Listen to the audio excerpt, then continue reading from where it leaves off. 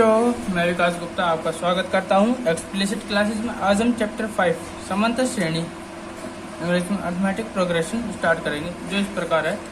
Exercise 5.1 start करेंगे, जो इस प्रकार होगा कि क्या कहता है, इसमें हमें यह सिद्ध करना है। पहला क्वेश्चन में ये है कि हमें कुछ क्या कहते हैं, कुछ तथ्य दिए गए होंगे, जैसे कुछ स्थितियां दी गई होगी और उसे संबंध मतलब संख्याओं में व्यक्त करके हमें बताना है कि वो समांतर श्रेणी है या नहीं। अरे है तो क्यों है, ठीक है ना। आइए देखते हैं किस प्रकार करेंगे। देखिए, आपको पता चल जाएगा कि समांतर श्रेणी हम कहाँ पे कैसे यूज कर सकते हैं इस क्वेश्चन के माध्यम से, ठीक है। एक क्वेश्चन आपके क्या कहते हैं, मैंने से पहले इंट्रोडक्शन कराया था, ये आपके बेसिक के लिए बहुत अच्छा है, ठीक है ना। आइए देखते हैं किस प्रकार होगा। देखिए क्या कहता है क्वेश्चन फर्स्ट कि प्रत्येक किलोमीटर के बाद का टैक्सी का किराया, जबकि क्या कहता है प्रत्येक किलोमीटर के बाद का टैक्सी का किराया, जबकि प्रथम किलोमीटर के लिए किराया 15 रुपये है, ठीक है। और प्रत्येक अतिरिक्त किलोमीटर के लिए किराया 8 रुपये है, ठीक है ना। क्या कहता है कि जो है ना, एक टैक्सी है, ठीक है। अगर वह एक यात्री को लेके जाता है, ठीक है ना, अगर वह 1 किलोमीटर चलाता है, कहता है कि 1 किलोमीटर के लिए तो भैया 15 रुपये लेता हूँ मैं, आप लूंगा। अगर आप उससे ज़्यादा कभी, अगर मान लीजिए मैं जाता हूँ 1 किलोमीटर, ठीक है ना, अगर मैंने कहा कि चल भैया 1 किलोमीटर और आगे जाना है तो उसके लिए 8 रुपये और ज़्यादा लगेंगे, ठीक है। तो कितना हो जाएगा, 15 और 8 23 हो जाएंगे, ठीक है ना। कैसे होगा देखिए, हमें दिया गया है, देखेंगे दिया है, ठीक है। प्रथम किलोमीटर की यात्रा का किराया, अगर हम 1 किलोमीटर ही जाते हैं तो उसका किराया कितना है, 15 रुपये ही है, ठीक है ना। कितना है, 15 रुपये। जबकि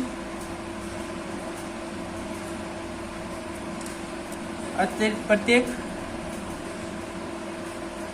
अतिरिक्त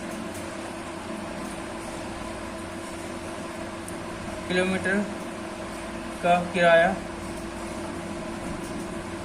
कितना है, 8 रुपये है। तब क्या होगा, मान लीजिए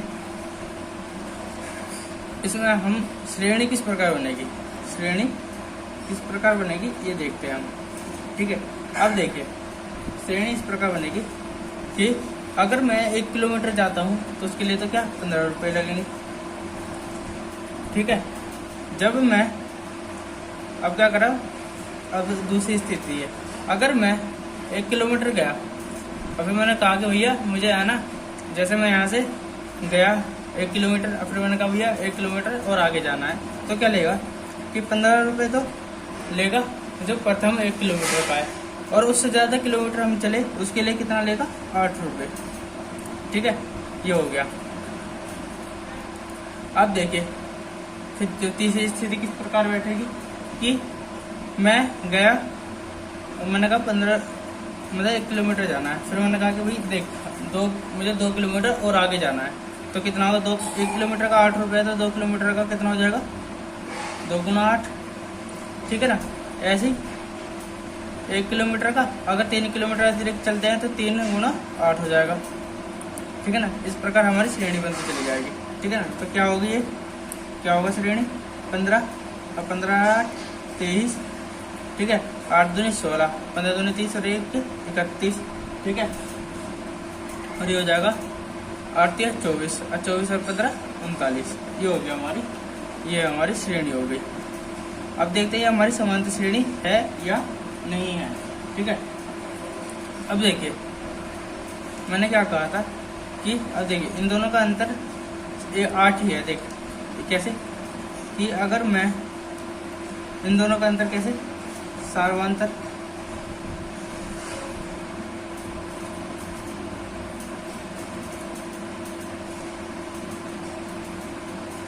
डी क्या होता है, T2 माइनस T1, मतलब दूसरे पद में से पहला पद घटा के क्या आ गया, 23 माइनस 15, कितना आ गया, 23 में 15 का 8, ठीक है। ऐसे D2 D2 कैसे निकालेंगे, T3 माइनस T2। T3 कितना है 31 माइनस 23 कितना हो जाएगा, 31 में 23 गया 23 और 7 30 और 1 31 हो जाएगा, तो मतलब 8 हो जाएगा। सारवांतर हमारा समान है, तो हम लिख सकते हैं क्या कि D1 बराबर है D2 के, तो हम लिख सकते हैं अतः, तो लिख सकते हैं अतः यह समांतर श्रेणी है। ठीक है ना। मैं उम्मीद करता हूँ आपको समझ में आया होगा हम किस प्रकार पहचान सकते हैं कि समांतर श्रेणी है या नहीं है। ठीक है, आइए दूसरा क्वेश्चन करते हैं जो किस प्रकार होगा। कहता है किसी बेलन में उपस्थित हवा की मात्रा, बेलन मतलब सिलेंडर होता है, अब मान लीजिए आपका सिलेंडर है, ठीक है ना, सिलेंडर, बेलन को सिलेंडर कहता है इंग्लिश में, ठीक है ना। किसी बेलन में उपस्थित हवा की मात्रा जबकि वायु निकालने वाला पंप प्रत्येक बार बेलन की शेष हवा का 1/4 भाग बाहर निकाल देता है। ठीक है ना। अब देखिए कैसा होगा। माना कि बेलन में वायु की मात्रा कितनी है, मैंने मान लिया x है। ठीक है, तो क्या होगा, अब देखिए क्या कैसे होगा। हम मान लेते हैं कि उसने पहली बार निकाला तो उसने x निकाल लिया, x निकाल लेता है। ठीक है ना। क्या कह रहा है कि जबकि वायु निकालने वाला पंप प्रत्येक बार बेलन की शेष हवा का 1/4 भाग निकाल देता है। ठीक है ना। अगर पहली बार निकालेगा तो x मात्रा ही निकालेगा। ठीक है ना। दूसरी बार शेष भाग का, शेष भाग जो हमारा शेष भाग बचा का 1/4 भाग बाहर निकालता है। ठीक है ना। शेष भाग का 1/4 भाग बाहर निकालता है। कैसे कि जो हमारा x था, जो हमारी x था उसमें से x/4 मतलब x का 1/4 भाग बाहर निकालता है। ठीक है ना। दूसरी बार क्या होगा, ठीक है ना, अब क्या होगा, x का जो ये हवा निकली, हवा जो बची है हमारी ये, ठीक है ना, इसका भी, इसमें से भी 1/4 भाग निकालता है इसका भी, तो कितना होगा x माइनस x/4 का 1/4 भाग। ठीक है ना। इस प्रकार से समांतर श्रेणी बन जाएगी, हमारी श्रेणी बनेगी। तो देखिए किस प्रकार होगा। ये तो x हो जाएगा, ये हो जाएगा हमारा 4x माइनस 1x 3x/4। ठीक है ना। ये हो जाएगा हमारा 3x/4 माइनस 3x/4 का 1/4 भाग, तो हमारा हो जाएगा x 3x/4, ये हो जाएगा 3x/4 माइनस 3x/16। ठीक है ना। तो हमारी श्रेणी बन जाएगी x 3x/4, ये हो जाएगा। इसे सोल्व करेंगे तो 4 एकम 4, 4 चौक 16, 4 3 12, 12 में x में से 3x गया, कितना बचेगा 9x/16। ठीक है ना। ये हमारी श्रेणी बन जाएगी। ठीक है ना। अब देखते हैं हमारा सारवांतर कैसा है। यहाँ सारवांतर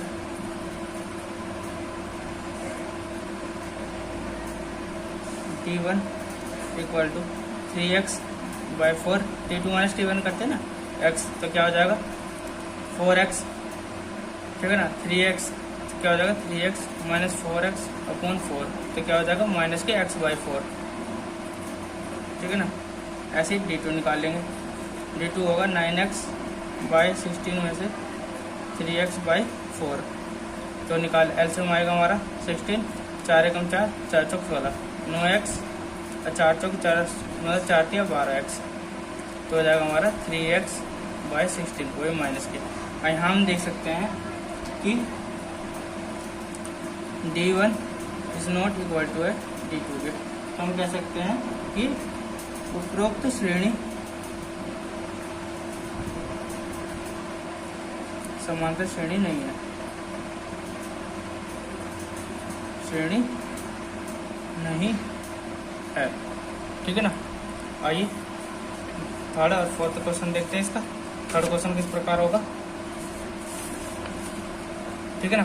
थर्ड क्वेश्चन इस प्रकार है कि एक बात इसमें क्या है कि प्रत्येक मीटर की खुदाई के बाद एक कुआं खोदने में आई लागत, जबकि प्रथम मीटर खुदाई की लागत 150 रुपये है और बाद में प्रत्येक मीटर खुदाई की लागत 50 रुपये बढ़ती जाती है। ठीक है। हम इसमें क्या है कि मान लीजिए एक गांव है, ठीक है ना, उसमें है ना एक कुआं खोदा जा रहा है। ठीक है। कुआं खोदने में अब क्या होता है कि प्रत्येक मीटर खुदाई, मान लीजिए 1 मीटर है, ठीक है ना, क्या कहता है कि एक कुआं खोदने में आई लागत प्रत्येक, जबकि प्रथम मीटर खुदाई की लागत 150 रुपये है। ठीक है। और बाद में प्रत्येक मीटर खुदाई की लागत 50 रुपये बढ़ती जाती है। अगर 1 मीटर खोदा तो 50 रुपये बढ़ जाएंगे तो 200 रुपये हो जाएगा। ठीक है ना। फिर 1 मीटर और खोदा तो ये 250 रुपये हो जाएगा। फिर 1 मीटर और खोदा तो 300 रुपये हो जाएगा। फिर 1 मीटर और खुदा तो 350 रुपये हो जाएगा। कुछ इस प्रकार बढ़ता जाएगा। ठीक है ना। आइए देखते किस प्रकार होगा। तो लिखेंगे पहले मीटर में खुदाई की लागत कितनी है, 150 रुपये है। ठीक है। अब अगले प्रत्येक मीटर में खुदाई की लागत कितनी है, 50 रुपये है। ठीक है ना। तो श्रेणी क्या बनेगी, इसलिए देखिए पहली बार में तो लग रहा था 150 रुपये, फिर आया 250 से बढ़ गए। ठीक है। फिर तीसरी बार में 150 प्लस 50, फिर 50 बढ़ गए। ठीक है। चौथी बार में 150 50 प्लस 50 बढ़ गए और ऐसे ऐसे बढ़ता जाएगा। ठीक है ना। तो हमारी श्रेणी किस प्रकार बनेगी कि पहले 150 था, फिर ये 200 हो जाएगा, फिर 100, ये 250 हो जाएगा, ये हो जाएगा, सॉरी ये 50 हो जाएगा ना। ठीक है। ये हो जाएगा हमारा 300। श्रेणी हमारी इस प्रकार बनेगी। ठीक है ना। तो हम लिख सकते हैं चूंकि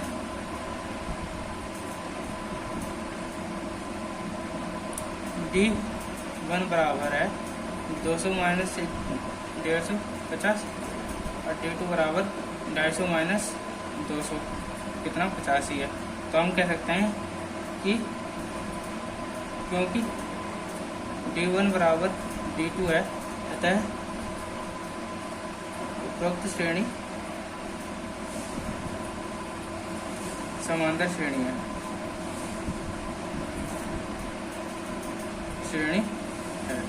ठीक है। मैं उम्मीद करता हूँ आपको समझ में आ रहा होगा। आइए इसका फोर्थ क्वेश्चन देखते हैं। क्या कह रहा है कि खाते में प्रत्येक वर्ष का मिश्र धन, जबकि 10,000 की राशि 8% वार्षिक की दर से चक्रवृद्धि ब्याज पर जमा की जाती है। देखिए मान लीजिए आपका एक खाता है, कौन से बैंक में समझ लीजिए। ठीक है। आपका किसी बैंक में खाता है, आपने पहले वर्ष तो पहले जो जमा करा 10,000 रुपये जमा करा। ठीक है। अब इस पे आपका 8% वार्षिक की दर से चक्रवृद्धि ब्याज मिला। ठीक है। और उसका मिश्र धन जो मिला 1 साल के बाद, उसे मान लीजिए 1100 रुपये मिले। कहने का मतलब मैंने नहीं कह सकता कि है ना सही में मिले नहीं मिले, 11,000 मिले, सॉरी 1100 मिले, जो भी मिले 11,000 मिले। ठीक है ना। फिर आपके कहने का मतलब यह है, मान लीजिए आपको आपने 100 रुपये जमा करा, इसका ब्याज हो गया 10 रुपये, तो मिश्र धन कितना हो जाएगा 110 रुपये। फिर इसे जमा कर दिया, फिर इस पर ब्याज मिला कुछ, मान लीजिए 120 हो गया। ठीक है। फिर इसे जमा कर दिया, ऐसे 130 मिला, फिर इसे ऐसे जमा कर दिया, तो ये ऐसे जो जमा होता चला गया। ठीक है ना। ऐसे हमारे चक्रवृद्धि ब्याज पे जमा करना है। ठीक है ना। कहने का मतलब मैं समझाने के लिए करा था। आइए देखते हैं किस प्रकार होगा। दिया है, इसमें हम डायरेक्ट करेंगे। ठीक है ना। पहले वर्ष हमने जमा करा 10,000 रुपये, ठीक है। अब देखिए दूसरे वर्ष क्या होगा। दूसरे वर्ष हमने क्या करा, इसका मिश्र धन चक्रवर्ती ब्याज की दर से इसका मिश्र धन जमा करा, ठीक है। चक्रवर्ती ब्याज में मिश्र धन का फॉर्मूला क्या होता है कि 10,000 1 प्लस किस ब्याज से 8% की ब्याज से कॉस्ट का स्क्वायर, सॉरी पहले वर्ष था ना, क्योंकि पहला वर्ष ही है, ठीक है ना। इस यहाँ से यहाँ तक आने में पहला वर्ष, ठीक है ना, ये हो गया, ठीक है। तीसरे वर्ष, क्योंकि चक्रवर्ती ब्याज में क्या होता है, ब्याज पे ब्याज लगता है, ठीक है ना, इसलिए ये हमारा दूसरा वर्ष हो जाएगा। दूसरे वर्ष में, तीसरे वर्ष में 2 साल का समय, क्योंकि यहाँ से यहाँ तक आने में 2 साल बिताए, एक यहाँ से यहाँ तक 1 साल, यहाँ से 1 साल, ठीक है ना, तो 2 साल हो गया। ऐसे चौथे वर्ष का तो हम निकालेंगे नहीं, बस मैं बता रहा हूँ किस प्रकार सोल्व करते हैं, ठीक है ना। आइए देखते हैं किस प्रकार होगा। जब इसे हम सोल्व करेंगे तो ये तो 10,000 ही रहेगा। इसे सोल्व करेंगे तो क्या होगा, 10,000, ठीक है। आइए हो जाएगा 108 बटे 100, 100 से 100 कैंसिल, क्या हो जाएगा हमारा 108,00, ठीक है। ये हो जाएगा इसका रुपये, ये हो जाएगा दूसरे साल का रुपये, ठीक है ना। मिश्र धन ये हो जाएगा 10,000, ये हो जाएगा 108 बटे 100, ये हो जाएगा 100 का स्क्वायर, तो क्या हो जाएगा 10,000 इंटू 108 इंटू 108 अपॉन 10,000, 10,000 से 10,000 कैंसिल, ठीक है। क्या हो जाएगा 108 को गुणा क्या हो जाएगा हमारा 11,664 रुपये हो जाएगा, ठीक है ना। तीसरा का ये हो जाएगा। तो श्रेणी हमें क्या मिलेगी, पहले हमने करा 10,000, फिर दूसरे साल इसका मिश्र धन 10,800, फिर तीसरे साल इसका मिश्र धन 11,664 रुपये, ठीक है ना। तो ये हो गया हमारा। इसका हम देख लेते हैं सार्वांतर। D1 इक्वल टू कितना है 1,800, 10,800 में से 10,000 घटा देंगे तो क्या हो जाएगा 800। ऐसे D2 निकालेंगे, 11,664 में से 10,800 निकाला तो क्या हो जाएगा 4, 6, 16 में से 8 गया 8, 10 में 10 गया 864 बचा, ठीक है ना। और हम देखते हैं कि यहाँ D1 is not equal to D2, तो लिख देंगे अतः उपरोक्त श्रेणी समांतर श्रेणी नहीं है, श्रेणी नहीं है, ठीक है। मैं उम्मीद करता हूँ आपको समझ में आया होगा। आइए इसका दूसरा क्वेश्चन करते हैं। दूसरा क्वेश्चन बहुत आसान है कि क्या कहता है कि दी हुई समांतर श्रेणी के प्रथम 4 पद ज्ञात कीजिए। जिसके कोई समांतर श्रेणी के प्रथम 4 पद ज्ञात कीजिए, जबकि प्रथम पद ए और सार्वंतर डी निम्नलिखित है। जैसे फर्स्ट पार्ट दे रखा है, इसमें हमें प्रथम पद दे रखा है और डी दे रखा है। मैंने बताया था कि क्या होता है कि हमें दिया गया है ये, ठीक है। तो प्रथम पद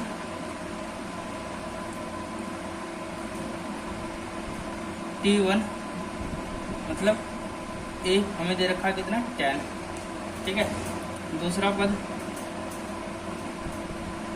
मैंने क्या कहा था कि हम निकाल सकते हैं कैसे, कि अगर हमें प्रथम पद दे रखा और डी दे रखा तो हम कैसे निकाल सकते हैं। यहाँ तो ए हो गया, ये हो जाएगा, फिर अगला पद ए प्लस डी, ये तो ए हो गया था, ये हो जाएगा ए प्लस डी, ठीक है ना। ए बराबर 10, ये हो जाएगा ए प्लस डी। क्या गया, प्रथम पद में सार्वंतर जोड़ दो तो दूसरा पद आ जाता है, ठीक है ना। कितना हो जाएगा 10 प्लस 10 कितना हो जाएगा 20। ऐसे ही तीसरा पद T3 क्या होता है कि जो हमारा दूसरा पद है उसमें सार्वंतर जोड़ दो, मतलब a प्लस डी और फिर d जोड़ देंगे तो 2d हो जाएगा। तो क्या हो जाएगा 10 प्लस 2 इंटू 10 इजिकल टू 10 दूनी 20 और 10 30 हो जाएगा। ठीक है ना।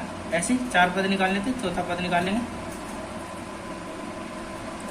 T4 A प्लस, देखिए कैसे, यहाँ से आप एक चीज और समझ सकते हैं। जैसे A प्रथम पद में D हटा दिया, 0 D था, दूसरे में 1 D था, तीसरे में 2 D था, और चौथे में 3 D होगा। मतलब जितने पद उससे एक कम D होगा। ठीक है ना। जैसे दूसरे में एक कम D है, दूसरा पद तो 2 D होने थे, मतलब एक कम कर दिया तो 1 D हो गया। तीसरे में 3 में से 1 घटा दिया तो 2 D हो गया। ऐसे चौथे में एक कम घटा दिया तो 3 D हो जाएगा। तो 10 प्लस 3 × 10 तो कितना हो जाएगा, 40 हो जाएगा। ठीक है ना। ये हो गया हमारा। तो लिख लेंगे, अतः दी गई समांतर श्रेणी के प्रथम 4 पद 10, 20, 30, 40 हैं। ठीक है। मैं उम्मीद करता हूँ आपको समझ में आ रहा होगा। ठीक है। ऐसी दूसरा क्वेश्चन है जो आपको खुद करना है, इसी प्रकार होगा। A बराबर -2 है और D बराबर 0 है। आप मुझे कमेंट करके बता सकते हैं कि समांतर श्रेणी क्या होगा। ठीक है। देख लीजिए तीसरा क्वेश्चन, देख लीजिए तीसरा क्वेश्चन क्या है। A बराबर 4 और D बराबर -3 है। ठीक है। ठीक है। इसमें भी हमें कमेंट करके बताइए। ठीक है। डिस्क्रिप्शन में नंबर दिया गया है, या उस पर कॉल करके मेरा सॉल्यूशन पूछ सकते हैं। ठीक है ना। आइए देखते हैं चौथा पद किस प्रकार होगा। चौथा पद है A बराबर -1 है और D बराबर 1/2 है। ठीक है। तो इस प्रकार होगा। प्रथम पद T1 बराबर A इक्वल टू कितना होगा, -1। दूसरा पद T2 बराबर A प्लस D होता है, बताया था अभी। तो कितना होगा, -1 और D कितना है, 1/2। एक में से आधा गया, कितना हो जाएगा, आधा। बड़ी वाली संख्या माइनस की तो माइनस का हो जाएगा। ठीक है। ऐसे तीसरा पद T3 कितना हो जाएगा, A प्लस 2D हो जाएगा। ठीक है। क्या हो जाएगा, -1 प्लस 2 × 1/2। तो 2 से 2 कैंसिल, क्या हो जाएगा, -1 प्लस 1 कितना हो जाएगा, 0 हो जाएगा। ऐसी चौथा पद T4 क्या हो जाएगा, A प्लस 3D क्या हो जाएगा, -1 प्लस 3 × 1/2 हो जाएगा, -1 प्लस 3/2। एलसीएम कितना आ जाएगा, 2। ये हो जाएगा -2 प्लस 3 तो कितना आ जाएगा, 1/2। ठीक है। तो लिखेंगे, अतः दी गई समांतर श्रेणी के प्रथम 4 पद -1, -1/2, 0 और 1/2 है। ठीक है ना। ये हो गया। फिर पार्ट देखिए। A बराबर है -1.25 और D बराबर है -0.25। इसे सॉल्व करेंगे तो प्रथम पद तो हो जाएगा हमारा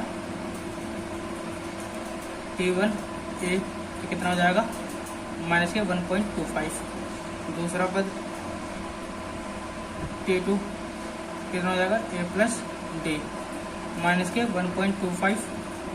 ये हो जाएगा -0.25। तो कितना हो जाएगा, -1.50 हो जाएगा। ठीक है। ये हो जाएगा। मैं उम्मीद करता हूँ आपको समझ में आ रहा होगा। ठीक, इस प्रकार होगा। ठीक है।